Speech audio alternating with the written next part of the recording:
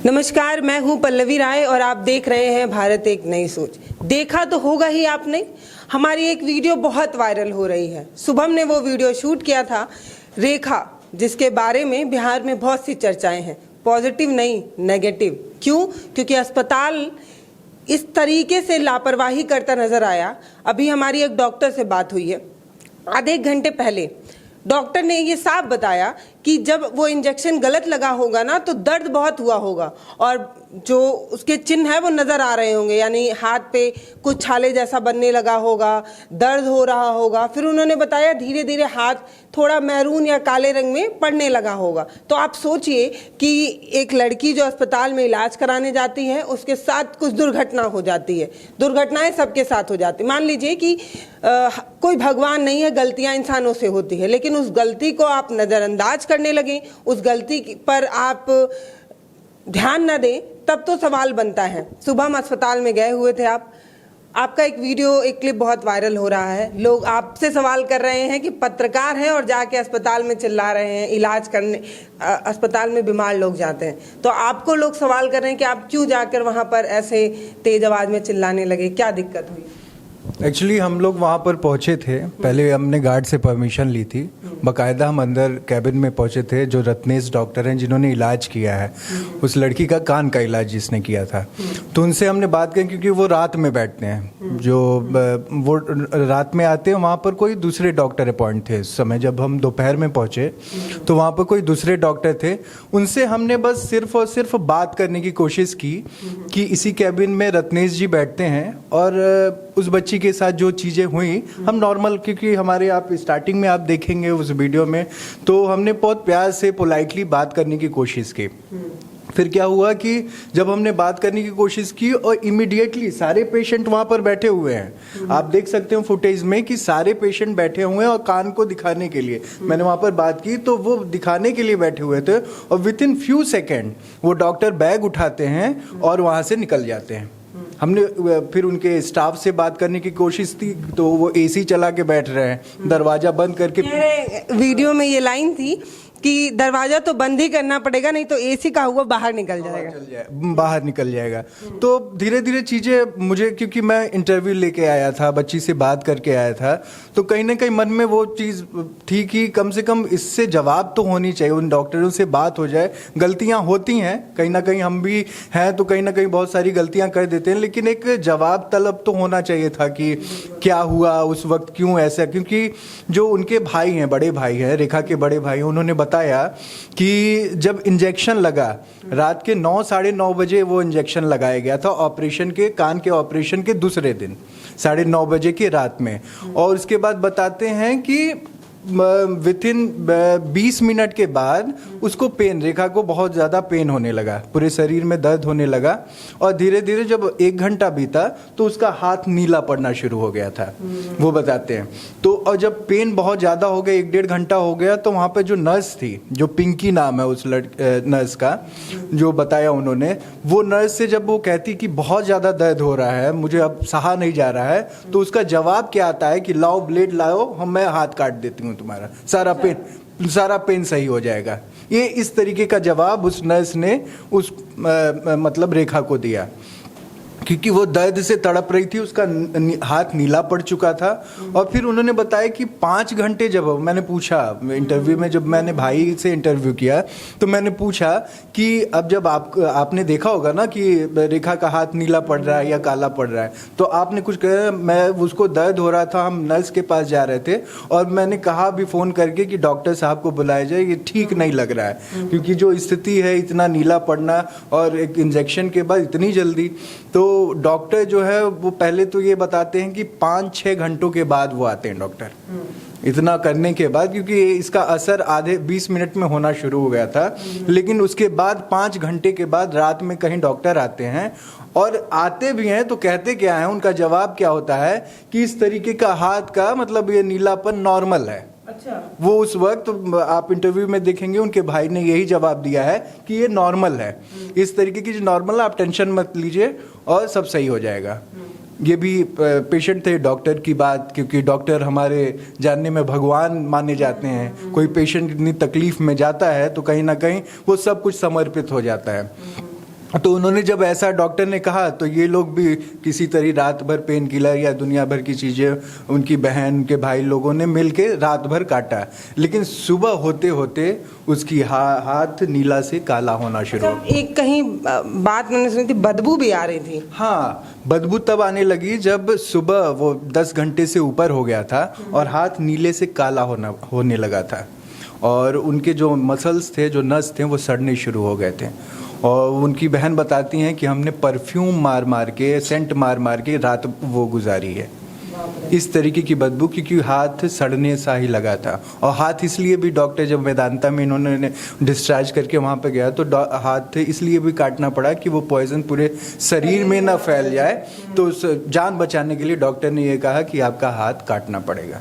अच्छा, एक सवाल अभी तो मेरा होगा तुमसे कि लोग कहते हैं कि पत्रकारिता में आपको अपनी भावनाओं पे कंट्रोल होना चाहिए। ये एक सवाल अभी मैं आपसे करूंगी, लेकिन मेरा एक बात है जो मैं आपसे बताना चाहती हूँ। अब आप आज सोचिए कि हम इंसान ही हैं, और जब हम किसी का दुख देखते हैं तो हमें दुख होता है। पत्थर तो है नहीं। अब एक भाई बता रहा है कि इस तरीके इंसान है, भगवान तो है नहीं। इंसान है तो भावनाएं होंगी ही। भगवान ने सब में थोड़ी ज़्यादा थोड़ी कम सब में भावनाएं भरी हैं। थोड़ा संवेदनशील होते हैं हम लोग। जब हम किसी भाई की बात सुन रहे हैं और वो बता रहे हैं कि इस तरीके की परेशानी वो अपनी बहन को देख रहे थे, इस तरीके से परेशान देख रहे थे। अभी शुभम बता रहे थे कि भाई ने ये तक बताया कि स्मेल भी आ रही थी। आप डॉक्टर को फ़ोन करते हैं, डॉक्टर ये कहते हैं कि आएंगे और 8 घंटे के बाद आते हैं। नर्स ये कहती हैं कि हाथ काट दें, क्या ज़्यादा दर्द हो रहा है। तो उसके बाद दूसरा वीडियो, उसी एक दिन के अंदर एक दूसरा वीडियो आता है जिसमें डॉक्टर जो है वो माफ़ी मांगते नजर आते हैं। कमेंट में मैंने पढ़ा है इसलिए बता रही हूँ। कमेंट में पता है शुभम आपके लिए क्या कमेंट आ रहे थे? आपके लिए कमेंट ये आए हैं कि जब डॉक्टर माफ़ी मांग रहा है तो तुमको चिल्लाने की क्या ज़रूरत है। ये ऐसे कमेंट्स थे। अब आप मुझे ज़रा बताइए कि जब डॉक्टर अपनी गलती उस समय मान लेते हैं जब उसका हाथ चला जाता है, उस समय नहीं मांगते हैं जब 8 घंटे तक वो पहुंच नहीं पाते हैं। अपनी नर्स को बोल रहे हैं कि अब नौकरी से निकाल दिए। अगर आप नौकरी पे रख लेंगे तो भी क्या उसका हाथ वापस आ जाएगा? नहीं आ पाएगा। एक मोटी रकम दे देते हैं लोग। आजकल बड़ा चलन में आ गया है कि मतलब हाथ काट दो, पैर काट दो, कुछ भी कर दो और एक मोटी रकम थमा दो कि लो भैया तुम्हारा ये जो हाथ है ना उसका मुआवजा तुम्हारा इतना हुआ। ऐसे होता है। रकम की बात आई तो मैं कहता हूँ, उन्होंने बताया कि जब ये महावीर आरोग्य हॉस्पिटल के तौर से जब वो मेदांता ट्रांसफ़र हो गए थे और वो दिखाने के लिए जा रहे थे, दूसरे हॉस्पिटल्स में जा रहे थे, तो इनके भाई को कुछ मुआवजा, मतलब जो भी खर्चा आ रहा है बच्ची के इलाज के लिए, वो आरोग्य हॉस्पिटल को देने का उन्होंने प्रॉमिस किया था।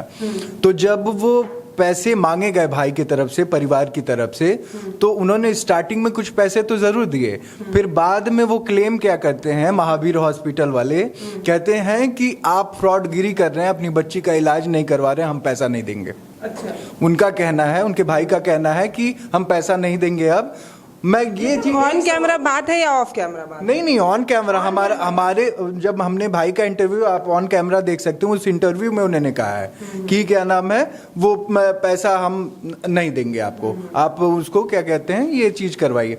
तो मेरा सवाल है कि जब वो उनको इतना संदेह, किसी लड़की का इतना पीड़ा, वो परिवार इतना तकलीफ में है, तो वो क्यों नहीं दिखाएगा? वो किसी एनी कंडीशन उसके पास जो पैसे हैं खेत बेच के या जो भी फाइनेंशियल, वो अपनी बच्ची को तो दिखवाएगा ही दिखवाएगा। और उन्होंने दिखवाया भी, तभी उसके हाथ का सर्जरी हुआ और आज उसकी दवाइयाँ चल रही हैं। तो उनका ये क्लेम था कि हम नहीं पैसा देंगे, आप फ्रॉड, आप एम्स नहीं गए, आप दिल्ली नहीं गए, आप पैसा उस नाम का मांग रहे हैं। तो ये पहली चीज़ तो प्रतिक्रिया ये। और हमने जब इंटरव्यू मैं रेखा का करके आया तो कहीं ना कहीं मेरे मन में बहुत सारे सवाल थे, क्योंकि मैं यूं ही ऐसे गाड़ी उठाया, हम अपनी टीम को लिया और पहुंच नहीं गए थे। हमने जब इंटरव्यू किया तो मेरे जहन में बहुत सारे सवाल थे जो हमें उनके स्टाफ से भी पूछने थे, वहाँ के लोगों से भी पूछने थे, डॉक्टर से भी पूछने थे और उनसे कोलैबोरेट करना था। हम झगड़ा करने बिल्कुल भी नहीं गए थे। जब वहाँ के लोगों ने हमसे थोड़ी भी बात भी नहीं करनी चाहिए और कोशिश की जब हमने, तो वो भाग गए। और उसके बाद जब हमने खोजना शुरू किया तो उन्होंने बदतमीजी करनी शुरू कर, सीढ़ियों से धक्का देना शुरू कर दिया। तब हमारा एक गुस्सा सामने आया और वो गुस्सा लाजमी भी था। क्यों था? क्योंकि अगर वो एक्शन नहीं होता, क्योंकि आपने देखा है कि उस हॉस्पिटल को सील कर दिया गया, अब न कोई जवाब होगी, न किसी से बात होगी, अब ये जाएगा मसला जुडिशरी में। अब कोई डॉक्टर नहीं सामने आएगा, क्योंकि उस वक्त ये था कि कोई डॉक्टर मिल जाता। आज मैं जो वो उस वीडियो के माध्यम से लोग जो देख पा रहे हैं, एक अंदर की तस्वीर देख पा रहे हैं। आपने उस कमेंट में देखा होगा, क्या ये गवर्नमेंट हॉस्पिटल, इसको तो कबाड़ खाना बना रखा है। आपने देखा होगा बहुत सारे लोगों, और कहीं ना कहीं मैं तो वहाँ खुद मौजूद था, इतनी बदबू आ रही थी उस हॉस्पिटल के अंदर से, कोई ना कोई परफ्यूम या कोई मेडिसिन के तौर पे जो स्मेल्स आती हैं, वो कुछ भी बहुत गंदा वहाँ का एटमॉस्फेयर कंडीशन था। एक गवर्नमेंट हॉस्पिटल होने के साथ साथ वहाँ के लोग कोलैबोरेट नहीं कर रहे थे, और कहीं ना कहीं एक पत्रकार भी अपनी भावनाओं को, क्योंकि हम जब किसी चीज़ को कवर करने जाते हैं तो अपनी फीलिंग्स को भी लेके जाते हैं, और एक जुड़ाव भी हो जाता है। अगर आप सोचिए ना कि आप जब किसी से बात करते हैं ना, तो उससे आई कांटेक्ट मेंटेन होता है। वो आंख चुरा तो नहीं लेंगे।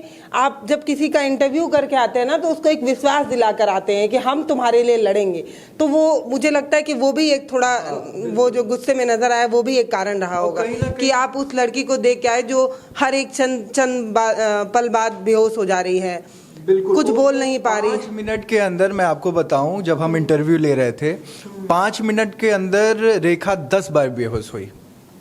उसे मुंह पे छीट के पानी डाल के किसी तरीके से उनके भाई उठा रहे थे कि कुछ तो बोल दो, इतनी मीडिया आई है और आपके लिए आई है। हमने कहा कि हम गोरखपुर से आ रहे हैं, 3 बजे रात के चले हैं, आपसे ही बात करने के लिए, थोड़ा सा बोल दो। तो उस बच्ची ने हिम्मत की और कहीं ना कहीं 2 शब्द जो भी उसके मन में था उसने कहा। तो उस पीड़ा को हम फील करते हैं कहीं ना कहीं। जब मैं सामने देख पा रहा था कि इतना उसके शरीर में इतनी, कि किसी के शरीर का एक हिस्सा हटा दिया जाए, वो मानसिक रूप से कितना पीड़ित होगा और उसके जहन में कितने सारे ख्याल, आप एक अंदाजा लगा सकते हैं। और पता है, जो बचपन से जिनके हाथ नहीं होते हैं ना, उनको एक तरीके से आदत बन गई होती है। उनको पता होता है कि कैसे हैंडल करना है जिंदगी। अब इसी तरीके हाँ, मतलब जो छोटे बच्चे या फिर जो बचपन से ऐसे पैदा होते हैं, जो विकलांग दिव्यांग बच्चे होते हैं, उनको आदत होती है जिंदगी जीने की। लेकिन जब एक उम्र के बाद आपका हाथ, आपका कोई एक अंग चला जाता है ना, तो फिर जिंदगी जीना बहुत मुश्किल हो जाता है, जैसा रेखा के साथ हो रहा था।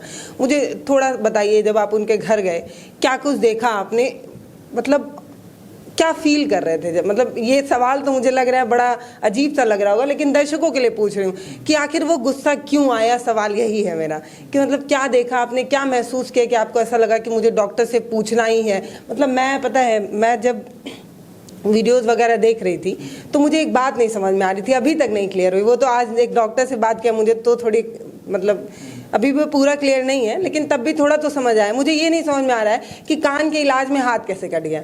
ये मुझे उस समय तक नहीं क्लियर हो पाया था, जब तक ये वीडियोस लगातार वायरल। कोई ढंग से बात भी नहीं किया, किसी डॉक्टर से ठीक से बात होती तो समझ में आता। एक वीडियो एक डॉक्टर का है भी, जिसमें डॉक्टर सिर्फ सफाई देते नजर आ रहे हैं कि अरे हमसे गलती हो गई, हम माफ़ी मांगते हैं, हम इतना पैसा दे देते हैं। फिर उसी पल जब हम अपने चैनल का एक वीडियो देखते हैं जिसमें उनके भाई ये बताते हैं कि इलाज के लिए अस्पताल मदद नहीं कर रहा है, जबकि वीडियो में वो कह रहे हैं कि हम मदद करते नजर आते हैं। जब ये 2 चीज़ हम देखते हैं ना, तो समझ में नहीं आता है कि मतलब क्या करें। हम बताना चाहते हैं आप लोगों को कि दरअसल जो तस्वीर आपको दिखाई जा रही है वो गलत है और ये तस्वीर सही है, लेकिन लोग एक वीडियो देखते हैं और एक नहीं देखते हैं, तो फिर उस आधार पे जज करते हैं। क्योंकि जो आपका गुस्सा वाला वीडियो था वो बहुत वायरल हुआ, और जो उनके भाई की बातचीत थी वो बहुत कम लोगों ने देखा। तो लोग, क्या होता है, जो ज़्यादा वायरल चीज़ें होती हैं उससे क्लिप निकालते हैं और फिर सीधे पत्रकार से सवाल कर। पागल नहीं है भैया, है ना?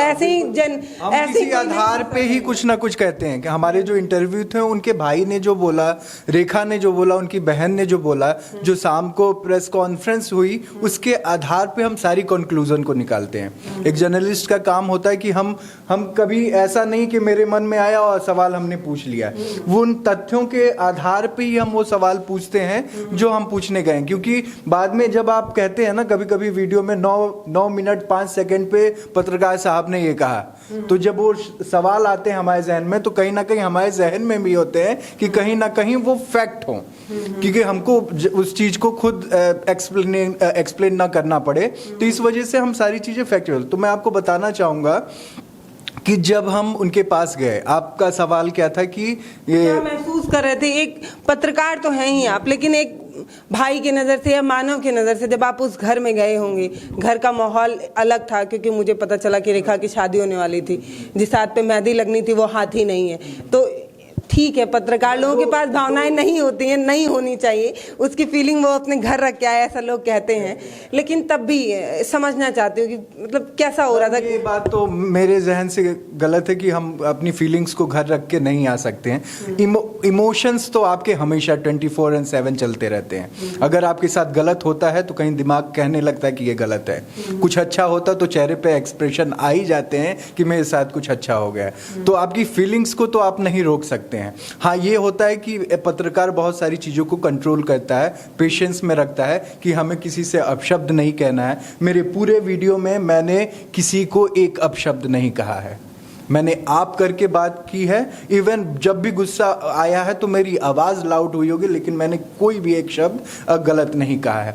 तो कहीं ना कहीं ये पेशेंस हमारा जताता है कि हम जिस चीज़ के लिए आवाज़ उठाते हैं। और रही बात उस बच्ची की कंडीशंस की, तो जब हम वहाँ पर गए तो 2 सवाल थे जो मेरे को अभी तक चुभता है, जो उसने जवाब दिए कि आप क्या चाहती हो। रेखा, मैंने पूछा कि आप क्या चाहती हो, तो उसने एक शब्द में जवाब दिया कि इंसाफ। फिर पूछा गया तो उसने कहा इंसाफ। मेरे रोंगटे खड़े हो रहे हैं इस वक्त इस चीज़ को कहने पे, क्योंकि जब मैंने पूछा कि इंसाफ का मतलब क्या होता, वो जान कहे कि न्याय मिलना चाहिए हमको बस। और उनसे जब कहा गया कि दूसरी, और एक जवाब और दिया कि दूसरी रेखा नहीं होनी चाहिए। कहीं ना कहीं सवाल वहाँ पर भी आता है कि इस तरीके से इस रेखा के साथ हुआ है, कल के डेट में महावीर हॉस्पिटल के इस तरीके के नर्स और डॉक्टर्स जो मिलके दूसरी रेखा ना बना दें, इसलिए भी हमें आवाज़ उठानी पड़ती है और सामने रखना पड़ता है ये सारे मुद्दों को। तो मतलब ये क्लियर हो जाए कि शुभम जो है वो ऐसे ही गुस्सा नहीं कर रहे थे, एक कारण था पीछे। अच्छा शुभम, अब ये क्लियर कर दो, डिग्री है कि नहीं तुम्हारे पास? कमेंट में ये भी था, बिना डिग्री वाले पत्रकार, ये लोग माइक उठाते हैं और बस कुछ भी बोलना शुरू कर देते हैं। तो ये जानना है कि डिग्री है आपके पास? बिल्कुल है, मैंने मास्टर्स इन मास कम्युनिकेशन किया हुआ है। अच्छा, दिल्ली तो से। अगर ये जो हमारे दर्शक हैं, अगर वह आके आपसे डिग्री देखना चाहें तो आप दिखा सकते हैं? बिल्कुल दिखा सकते हैं। अच्छा, गुस्सा बहुत आता है जब ऐसे कमेंट्स आते हैं, पता है क्यों? लोग एक वीडियो देखते हैं, दूसरा देखते नहीं है। मतलब हमारे साथ प्रॉब्लम ये होती है कि हम 40 मिनट का वीडियो नहीं बना सकते, तो हम वीडियो को काट काट के कई भागों में आपके लिए परोसते हैं। अब आप क्या करते हैं, कोई एक वीडियो देखते हैं और फिर उसी से अपनी एक विचारधारा या उसी से अपनी एक राय बना लेते हैं और फिर आप एंकर को कोसने लगते हैं। तो एक बात बताते हैं कि शुभम के पास भी डिग्री और मेरे पास भी, तो हम लोग ऐसे ही नहीं चिल्लाते हैं। पढ़ाई की है हमने, उसके हमें पता है कि हमें किस मुद्दे पे गुस्सा होना है और किस पे नहीं। तो क्योंकि डिग्री का मैम पत्रकारिता जगत में आपने भी जैसे पढ़ाई की और हमने भी की है, तो कहीं ना कहीं मैं आपको दर्शकों को बता देना चाहता हूँ कि जो हमारी जर्नलिज्म की डिग्री जो होती है, पत्रकारिता की जो डिग्री होती है, उसमें पहले ही आपको समझा दिया जाता है कि आपको मर्यादित रहना है, आपको अपनी बोली भाषा पे इतना नियंत्रण होना चाहिए, आग लग जाए, तूफान आ जाए, बाढ़ आ जाए, लेकिन आपकी बोली खराब नहीं होनी चाहिए। आपको वो शब्दों का चुनाव नहीं करना है जो आप किसी को हर्ट करे या किसी को परेशान, क्योंकि हमें आप देखते हैं आम बोल भाषा जब हम बात करते हैं, कहीं ना कहीं शब्द ऐसे आ जाते हैं जब आप कि कुछ ऐसे शब्द आ जाते हैं जो हम बोल नहीं सकते हैं, ऑन कैमरा नहीं बोल सकते हैं। लेकिन हमें कितनी बड़ी जिम्मेदारी होती है कि हम कैमरे पे गुस्सा दिखा सकते हैं, प्रोटेस्ट कर सकते हैं, लेकिन शब्द, वो गुस्से को शब्द में कन्वर्ट नहीं कर सकते हैं। तो कहीं ना कहीं एक जर्नलिस्ट ही समझता है कि गुस्से को मर्यादित रख के कैसे करना है, तो ये बड़ी जिम्मेदारी होती है। सवाल यही था इस पूरे इंटरव्यू में, हम शुभम से सिर्फ यही जानना चाह रहे थे, इंटरव्यू नहीं सॉरी बातचीत में, इस पूरे बातचीत में शुभम से यही जानना था कि शुभम को गुस्सा क्यों आया। क्योंकि शुभम काफ़ी सुलझे हुए इंसान है, इतने दिन से आप हमारे साथ हैं, आपके चेहरे पर मुस्कुराहट ही रहती है, गुस्सा नहीं देखा हमने। तो मतलब क्या कारण रहा कि वहाँ पर आप एकदम आग बबूला हो गए और आप जो है गुस्से में नजर आए? यही समझना था कि क्यों, आखिर शुभम को गुस्सा क्यों आया, यही सवाल था। इसीलिए हम मुझे लग रहा है करीब 20 मिनट तक हम लोग बातचीत कर ली। संक्षेप में बताइए क्यों आया होगा गुस्सा? गुस्सा आने का सिर्फ और सिर्फ एक कारण था कि हमें जो सवाल के जवाब चाहिए थे वो नहीं मिले, और उसके बाद जवाब नहीं मिले ठीक है, लेकिन उसके बाद वहाँ के लोग, वहाँ के डॉक्टर, वहाँ के स्टाफ ने जिस तरीके से बदसलूकी की और उन्होंने धक्का देना शुरू, आप सीढ़ियों पे देखें कि हमारे कैमरामैन को भी धक्का दिया, हमें भी धक्का दिया, तो वो गुस्सा कहीं ना कहीं थोड़ा सा बढ़ गया और वो रिएक्शंस सारे लोग देख ही रहे हैं कि क्या हुआ। अच्छा, पता है गुस्सा क्यों आता है? गुस्सा इसलिए आता है कि एक पल हम एक इंटरव्यू देखते हैं किसी चैनल पे, उसमें डॉक्टर आकर बताते हैं कि इंसान है, गलतियां हो जाती हैं, हम माफ़ी मांगते हैं और हम एक मुआवजा देंगे ताकि उस बच्ची की ज़िंदगी बेहतर हो सके। दूसरे ही पल मेरे चैनल का एक शुभम का इंटरव्यू है, उनके भाई से बातचीत है, उसमें भाई बता रहे हैं कि इलाज के लिए जब हम मुआवजे के लिए उस अस्पताल तक पहुंचते हैं तब वो लोग मुआवजा देने से मना कर देते हैं। तो गुस्सा नहीं आएगा क्या? वो डॉक्टर जो खुद गलती करता है उसके बाद वो अस्पताल जो है वो मुआवजा नहीं दे रहा है। आपको पता है, आपके साथ होता यूं है कि आपको एक चमचमाता हुआ चेहरा दिखाया जाता है, रंग दिखाया जाता है, और पीछे जिस पे कम व्यूज होते हैं उस वीडियोस तक आप नहीं पहुंचते हैं, तो आपको लगता है कि एंकर बस चिल्ला रहा है। ऐसे ही कोई ऐसे ही कोई नहीं चिल्लाता है भाई। आप एक लड़की की परेशानी देख कर आइए, उनकी गरीबी देख कर आइए, और फिर ये देख पाइए कि इलाज के लिए पैसा नहीं है, और वो बीमारी जो अस्पताल ने खुद दी है, तो फिर नाराजगी तो होगी ही। और शुभम, और सबसे बड़ी बात एक चीज और है, वो कहते हैं ना कि उस बच्ची को लोगों ने कहा कि ये पैसा मिल जाएगा, ये सारी चीजें, ये मुआवजा मिल जाएगा, सरकारी नौकरी मिल जाएगी। मेरा एक सवाल है, क्या उसको हाथ मिल पाएगा कभी? उसकी जिंदगी, उसकी आंखें जब खुली होंगी दूसरी रात, तो उसके पास शरीर का एक हिस्सा नहीं है। कहते हुए भी कहीं ना कहीं मन में उस तरीके की भावना आ जाती है, और आप देख सकते हैं, आपने बहुत सारे वीडियो देखे होंगे रेखा को, और आप महसूस कर सकते हो कि उस तरीके की पीड़ा को कैसे वो जिंदगी भर सहेगी और कैसे जिएगी। तो पैसे से सब कुछ नहीं हो सकता। सही बात है, पैसे से तो सही में सब कुछ नहीं मिल सकता है। मतलब एक इंसान जो जन्म से विकलांग पैदा हो, वो जिंदगी जी लेता है। हाँ, वो जी लेता है, उसको आदत होती है। मतलब आप ऐसे समझिए कि उसको एक अंग बचपन से ही नहीं मिला है, तो उसको पता है कि एक हाथ से कैसे जिंदगी जीनी है। लेकिन जिंदगी के एक पड़ाव पे आप पहुंच गए और अचानक से आपका एक अंग आपसे छीन लिया जाए, और देने के लिए कुछ चंद पैसे देकर ये कहा जा सकता है कि हम जिंदगी आसान बना रहे हैं, लेकिन बन नहीं पाता है कुछ भी। एक लड़की जो पता नहीं कुछ भी कर सकती थी, उस हाथ से देश के विकास में न जाने क्या क्या करती। हर इंसान कुछ बेहतर कर रहा है। बहुत सारी चीजें हो सकती हैं जीवन में। वो एक हाथ के बिना आज जो असहाय है, अब उसको बहुत सारी चीजें झेलनी पड़ेगी। समाज, आप देख ही रहे हैं, समाज आपको बहुत सारी, क्योंकि उसकी शादी टूट गई। सबसे बड़ी बात कि जब उसका हाथ कटा, तो मैंने पूछा रेखा से कि ये सवाल आया तो मैं जवाब देना चाहूँगा कि आपकी शादी टूट गई है। ये सवाल कहते हुए भी मुझे बहुत शर्म आ रही थी कि उस बच्ची से मैं ये सवाल कैसे कहूँ, लेकिन पूछना था कि उनके ससुराल के पक्ष से जवाब क्या था। तो उन्होंने कहा कि जब उसका हाथ नहीं है, तो उसको उस लड़की को हम मुझे संभालने के लिए शादी कर रहे थे, अब उसे संभालने के लिए हम शादी नहीं करेंगे, क्योंकि अब मैं उसको जिंदगी भर संभालना ही पड़ेगा, तो मैं शादी नहीं कर सकती। सही बात है। पता है, वही मैं कैसे समझाऊं कि जो एक पत्रकार जब किसी के घर जाता है ना, जब किसी से बात करता है, तो आई कांटेक्ट मिला के आता है, ये भरोसा जता के आता है कि देखिए जब आपको कोई दिक्कत, कोई परेशानी, कोई समस्या होगी तो हम सुन रहे हैं, हम अपने दर्शकों तक सुनाएंगे।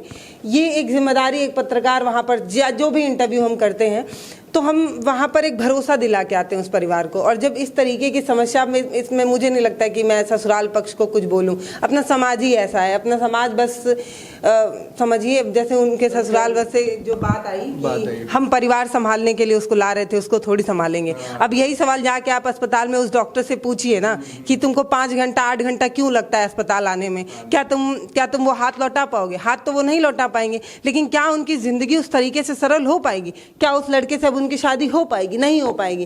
कैसे ससुराल पक्ष ने ये बात कही कि हमारा घर संभालने आई थी, हम उसको नहीं संभाल पाएंगे। उसी पल उसको कितना असहाय महसूस हुआ होगा, क्या मुझे कोई संभालेगा तब मेरी जिंदगी चलेगी। उस वक्त जब हम रेखा का इंटरव्यू कर रहे थे, तो एक किसी रिपोर्टर ने उनसे सवाल किया। वो सवाल ऐसा था कि आप सुनेंगे तो क्षण भर में जब उसका हाथ खत्म हो गया, पहले से स्वस्थ लड़की, और अब उसके पास सवाल ये आता है कि क्या अगर आप एक विकलांग लड़के से शादी करें, एक विकलांग लड़के से शादी करें तो जिंदगी काट लेंगी। तो रेखा उस वक्त चुप हो गई और उसके पास कोई जवाब नहीं था। मतलब एक शरीर का एक हिस्सा जो आज उसके पास नहीं, एक हाथ नहीं है, उससे वो विकलांग की श्रेणी में आ गई। आप सोच सकते हैं। और अब उसकी शादी, कितनी तकलीफ है।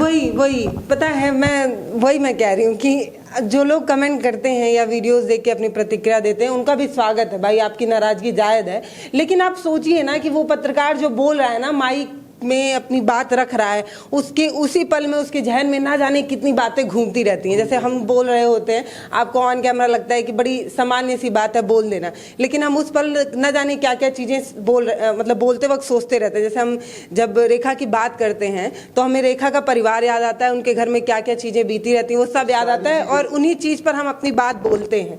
तो जब हम उन परिवार के बारे में सोचते हैं, ये सोचते हैं उस लड़की के बारे में कि उसकी ज़िंदगी अब कितनी कठिन हो गई है, तो गुस्सा आ जाता है। और गुस्सा इसलिए भी आ जाता है कि जब डॉक्टर ये कहें कि इंसान है, गलतियां हो जाती हैं, मुआवजा दिया जा रहा है, और जब नहीं दिया जाता है तो गुस्सा आ जाता है। आपको उसी दिन पता चला था, उनके भाई ने बताया था कि मुआवजा वगैरह अस्पताल नहीं। मतलब जब हमने सबसे पहले उन्हीं से बात की, उनके भाई से बात की, तो उन्होंने बताया कि कुछ पैसे ज़रूर मिले हैं।